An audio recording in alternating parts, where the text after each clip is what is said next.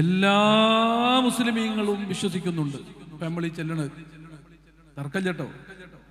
പലരും ഈ തർക്കങ്ങൾ കേട്ട് കേട്ട് വഹാബികൾ വരെ തെറ്റിദ്ധരിച്ച്, ഇത് കേൾക്കുന്ന വഹാബികൾക്ക് പോലും ഇപ്പൊ സ്വലാത്ത് ചെല്ലാൻ പറ്റാതായി. സ്വലാത്തിൽ തർക്കമില്ല, അതെല്ലാരും ചൊല്ലിയതാണ്.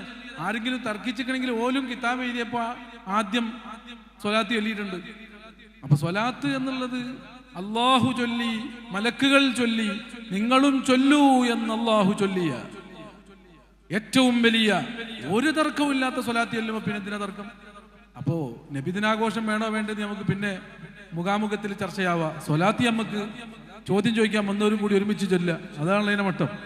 ആർക്കും തർക്കമില്ലാത്ത നിലക്ക് സ്വല്ലല്ലാഹു അലാ മുഹമ്മദ് സ്വല്ലല്ലാഹു അലൈഹി വസല്ലം സ്വല്ലല്ലാഹു അലാ മുഹമ്മദ് സ്വല്ലല്ലാഹു അലൈഹി വസല്ലം സ്വല്ലല്ലാഹു അലാ മുഹമ്മദ് സ്വല്ലല്ലാഹു അലൈഹി വസല്ലം.